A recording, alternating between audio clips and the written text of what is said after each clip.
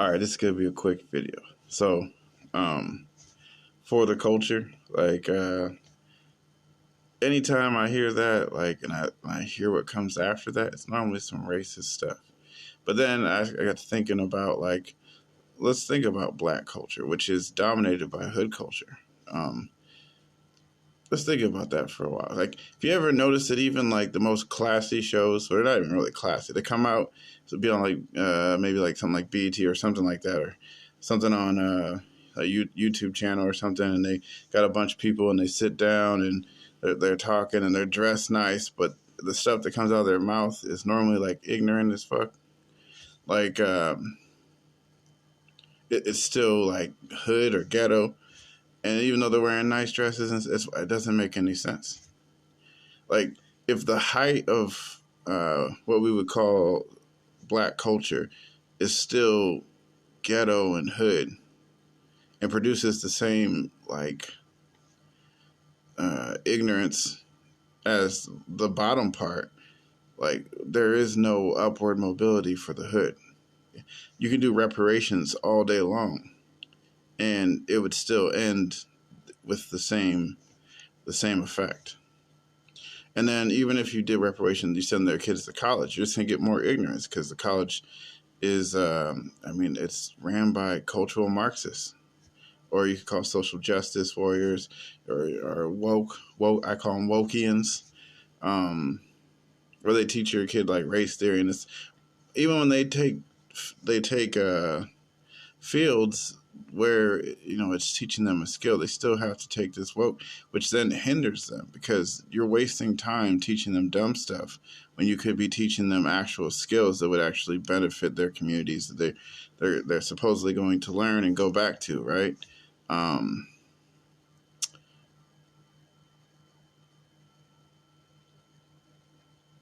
the culture is done for. Like black culture is essentially a variation. No. Black culture is white trash culture in blackface. That's exactly what hood culture is. So, um, and then moving to my next point is when you say, when you hear them say like, "Oh, we are not our ancestors," like, "I'll whoop your ass," or yada yada yada, and they're out there and you see them rioting and burning stuff down or whatever, like, that is actually, you're actually insulting yourselves because you know what your ancestors did after they got out of slavery? Like, they went to work trying to learn how to read and provide for themselves. Like, they spent years advancing themselves. They spent years fighting, educating themselves so they could fight for um, their civil rights, and to have, basically to have the same rights as anyone else, right? And they fought and they fought. They built wealth when they had things, when things were stacked against them. They built wealth, and now, here we are, 2020. You have nothing to show for it, and it was in the change in attitude too. Like, you could only hope to be your ancestors and have the same drive and motivation they did, because now that you have the freedoms that they were fighting for, you waste them and you complain, and then like your parents your parents and your grandparents, and they tell you that, oh, like, you're not free and yada yada yada, you can't do, like, they're telling you how, especially your grandparents, they're telling you how to live in a time that is nothing like when they lived. It's completely different. And the narrative, and you know why? Like, the colleges and like the Marxists and stuff like to push it because it helps them divide America, because they need us divided, and they're actually using the black community to tear down America. And maybe you don't understand that if you're poor now and America fails and we become more poor, that you're going to be even poorer, right? Like, there's a way to come out of this as as a powerful part of America. To turn around where Black America is no longer seen as this circus,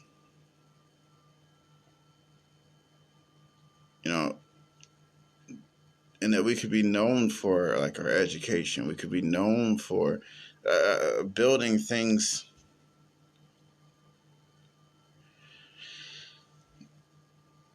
and not just have a reputation of being thugs and strippers and hoes and, you know, sassy on television shows and stuff like that.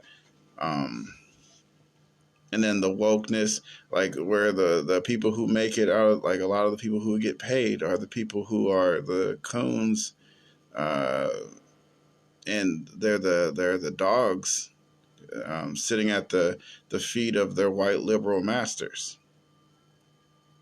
The same people who, and it's funny, it's the same people who fought to keep you in chains now enslave your mind, and they have actual coons and house niggas that, you know, keep telling you you're not free, keep telling you can't do this, keep trying to keep you angry so that they can then manipulate you. But you notice that, like, even when you get a completely like a Democratic governor, when uh, when your county is all with the Democratic officials, when your city is run by Democrats, that you're actually like your life doesn't get better; it gets worse. Like those are some of the more poor places in America, like third world country poor. Well, not quite, but almost. Like when there are people who have came to America and they flew into New York, and they thought that New York looked like a third world country, and they were like, "This is not what I expected," because how dirty it is, like the state of the like not just the buildings, and like it's crazy. And where I live, like the killings are ridiculous for a small town. Like there's a lot we could do. Like there's a lot we could do here. A lot we could do here. We could have a thriving Black community, but the mindset has to change. The culture has to change.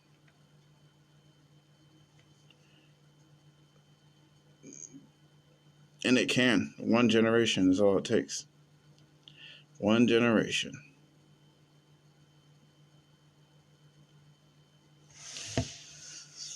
Oh, I mean, I see a lot of people who are religious. Like I see, um,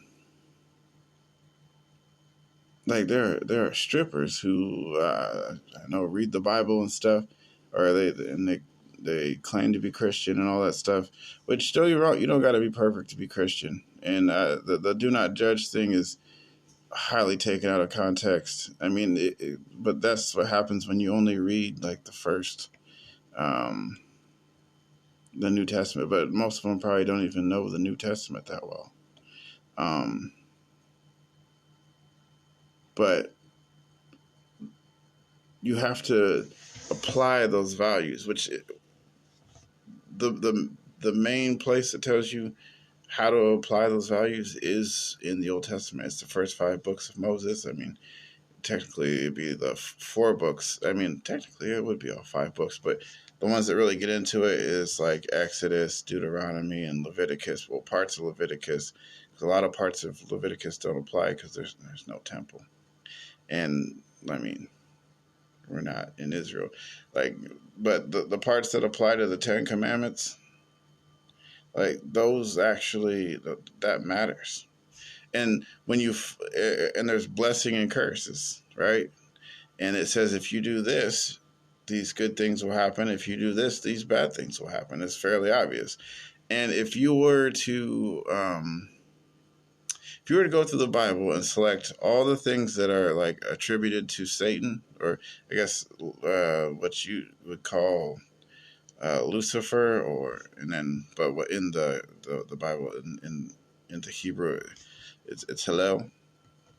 Um, If you were to go through and pick and see what that says, and then if you were to go through hood culture or go to the black, like, I guess, black communities like the hood and stuff like that, and start looking at that, you would find that what we call black culture, or the main staple of black culture today, um, is Satanism. And I'm not trying to say like whether you believe in God or not. I'm saying it embodies those principles. So whether you think the Bible is just a book of morals, then the ethics of Satan are practiced in the hood. That is the main staple of hood, and the thinking behind it, and the way that they go about things. Like they would be the embodiment of Satan. And this is not blacks in general. This is those who adhere to hood culture and support it and live it. And like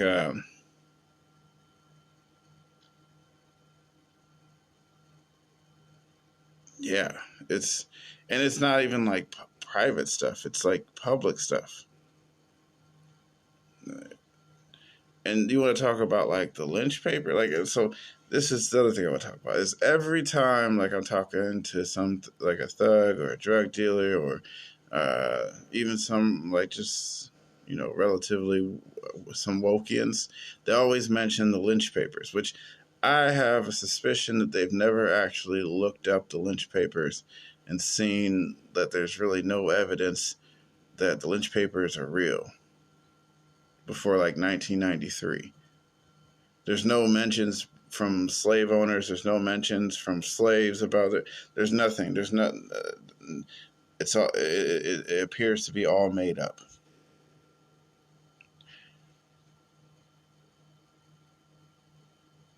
That's crazy. But anytime you talk to them about like the violence and stuff that's going on, and these are active like thugs who like shoot up people, drug dealers who be distributing within like their community, like meth, crack, that kind of stuff. Um, Even some like minimum wage weed dealers. Uh, Because most of them, I mean, there's a lot of weed dealers who are just minimum wage weed dealers who are just barely making it by.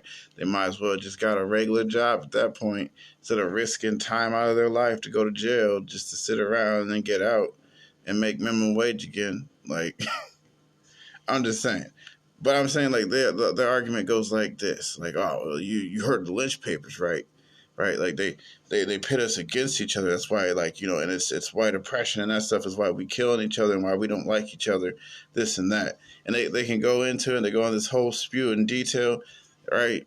But these are the same, like, and then I point out to them like, these y'all the same nigga, y'all still shoot each other. Like, if you can recognize the mental slavery, if that is true, if it is white oppression that is stopped, if you can recognize that, then you can stop killing each other and turn around. Like, if you know what's going on and you're willingly being a slave, because at that point that's what you're telling me is, oh, I recognize that the violence I do and commit, but that's the fault of the white people, and I can't help it. I have to keep doing it. So like, no, you're just a slave. You're a willing slave at that point.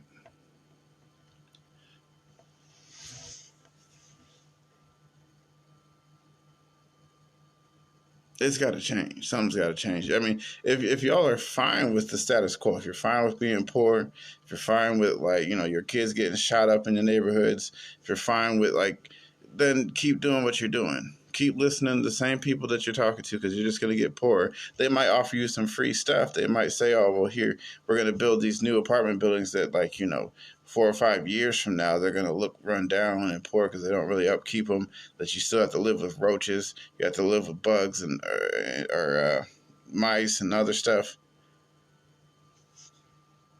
because your manager is only like like they don't have to really care.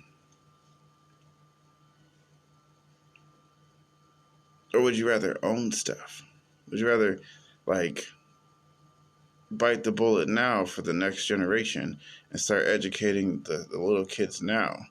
Would you rather start building nuclear families, stop sleeping with with different dudes every week. Some of you are sleeping with different dudes every day. Some of you are, I mean, it could even be every other month. You have different dudes coming in and out. Like, but then you blame the dude.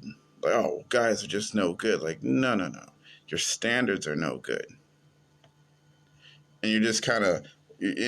Basically, your standards are no good, and you're hoping to find a good one. And sometimes, when you do find a good one, it's him that leaves you because you're just as bad as the dudes who you left.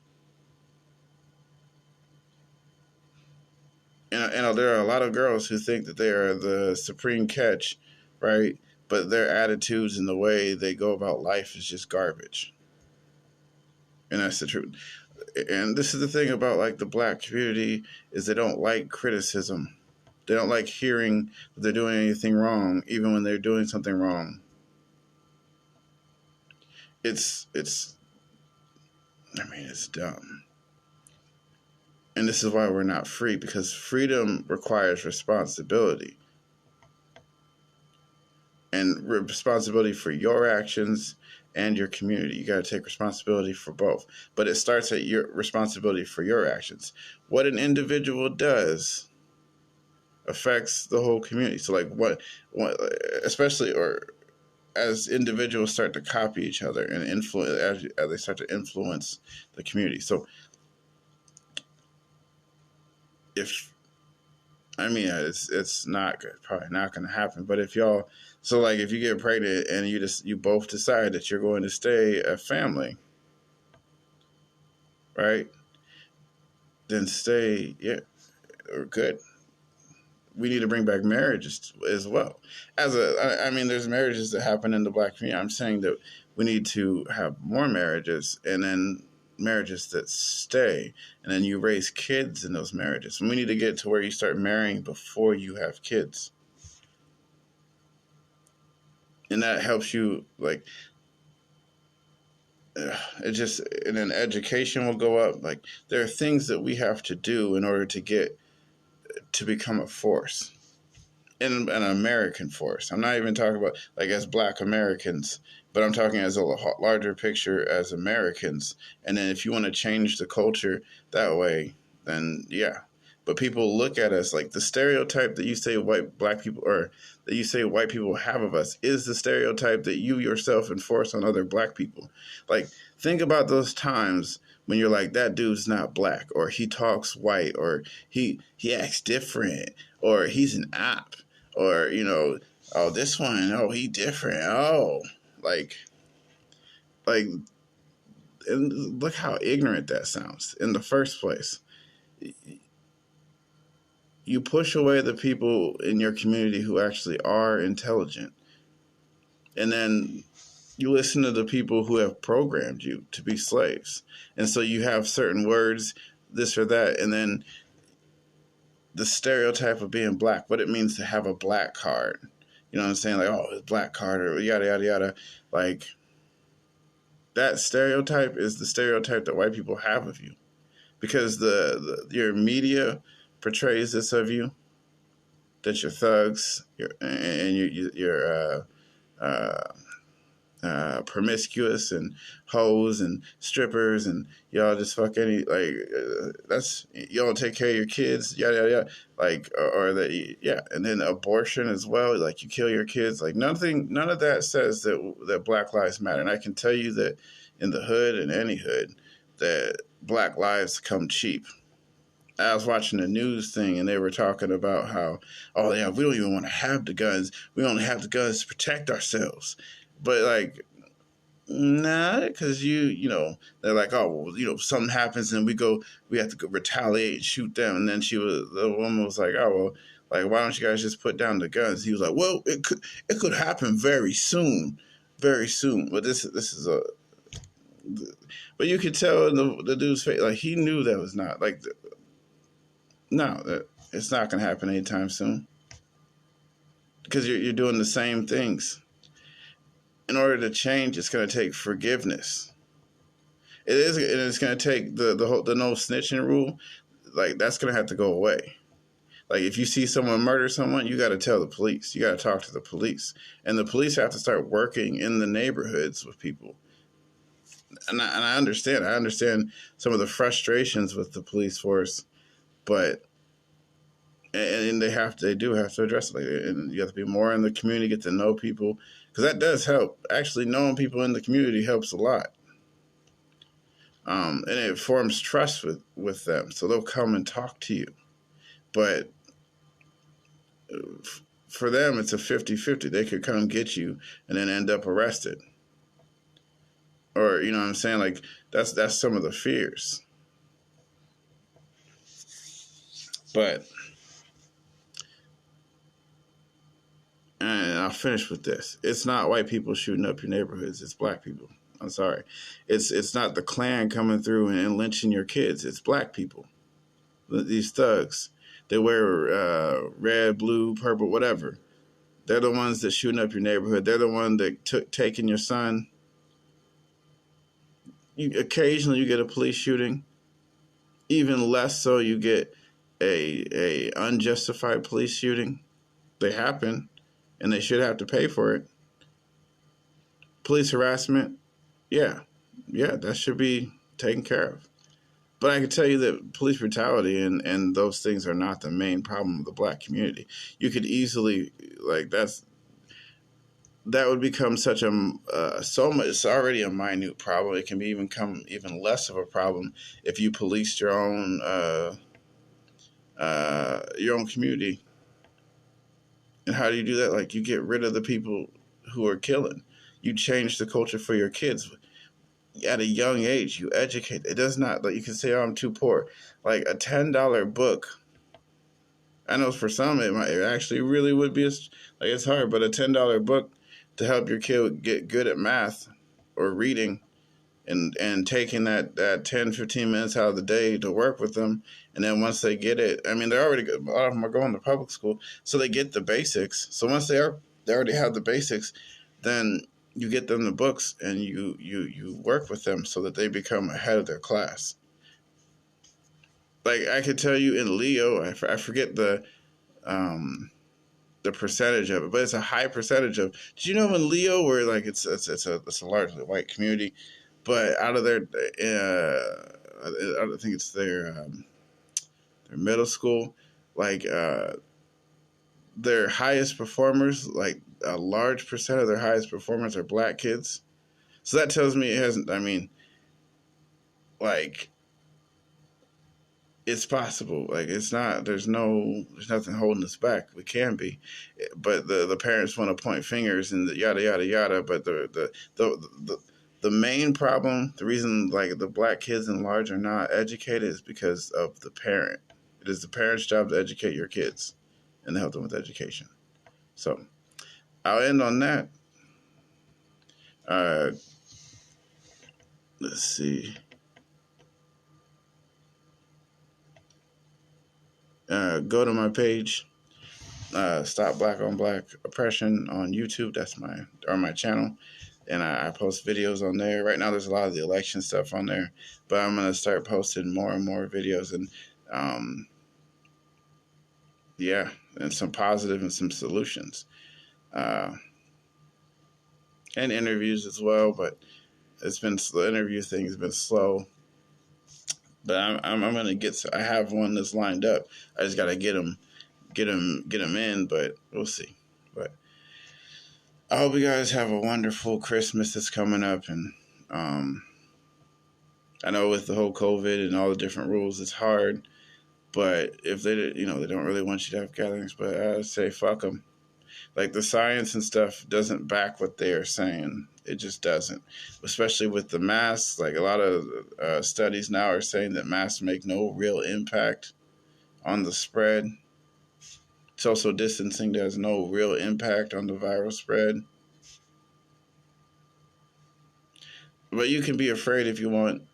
I mean, and I get it if you have some kind of reason, but I think it's like a 99 or 98% survival, and most of them are mild. They're not even that bad. I mean, I actually know some people who have had it. Like, I wasn't around them. Like, that's the thing about me, is I work too much to be around people. friends and stuff like that. Um, so, but they call. I keep. I mean, I call people and stuff like that. I try to keep in touch sometimes. Sometimes they call me, like, "Hey, I heard from you," because I get that a lot. I heard from you because I don't really. I'm kind of introverted that way, but um, yeah, I'm still thinking about running for office. I just don't know. I don't know. I'm not sure if I resonate anymore with you know the people of the times. So um, shalom and have a good happy holidays.